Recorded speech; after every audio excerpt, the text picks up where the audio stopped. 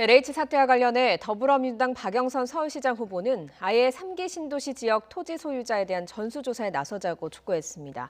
국민의힘은 조속한 검찰 수사와 함께 정세균 총리와 내각은 총사퇴하라며 압박을 이어갔습니다. 취재기자 연결합니다. 김주영 기자. 네, 국회입니다. LH 직원들의 땅 투기 의혹이 파장을 이어가고 있는데요. 여야 모두 강도 높은 요구들을 하고 있군요.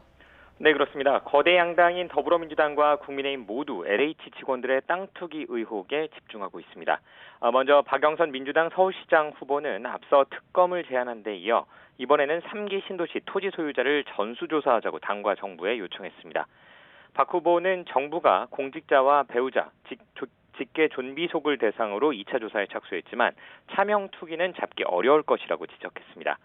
때문에 토지 소유자 전수조사로 차명 투기 연루자를 밝혀내고 책임을 물어야 한다고 강조했습니다. 또 이해충돌방지법, 공직자윤리법 등 공직자 투기 및 부패방지 5법을 3월 임시국회에서 통과시키고 자신이 과거 대표 발의했었고 이번 국회에서 민주당 양경숙 의원이 다시 발의한 이른바 이학수법도 통과시켜달라고 촉구했습니다.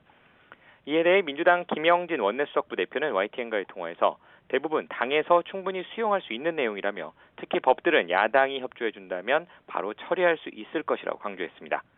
반면 검찰 수사를 촉구하는 국민의힘에서는 내각의 총사퇴를 요구하고 나섰습니다. 국민의힘 김은혜 대변인은 국민들은 현 내각을 믿을 수 없다면서 문재인 대통령은 정세균 총리 이하 내각을 총사퇴시키고 국가기강을 일신하라고 요구했습니다. 이와 함께 국민의힘은 민주당이 주장하는 특검이 출범까지 시간이 걸리고 조사 범위도 한정적이라며 검찰이 수사에 투입돼야 한다고 거듭 강조했습니다.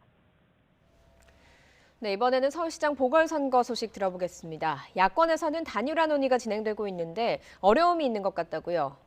네, 그렇습니다. 야권 단일화 협상을 진행하고 있는 국민의힘 오세훈 후보와 국민의당 안철수 후보의 기싸움이 여전히 이어지고 있습니다. 현재 단일화를 어떤 방식으로 할지를 두고 양측이 실무 협상을 진행하고 있는데 토론회와 여론조사의 방식을 두고 이견을 좁히지 못하고 있는 겁니다. 협상이 파행으로 이를 위기에 직면하자 양측 후보가 직접 나서 진화에 나서기도 했습니다. 이에 양 후보는 내일 함께 비전 설명회를 열고 실무 협상도 다시 시작하기로 했습니다. 하지만 신경전은 여전합니다.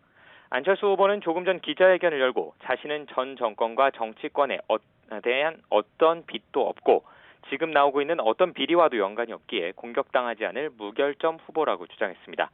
또 지난 정부와 시에서 있었던 일들의 책임이 있다면 추궁당하고 과거를 설명하다가 선거 기간을 다 보낼 수 있다며 자신이 단일 후보가 돼야 한다고 강조했습니다.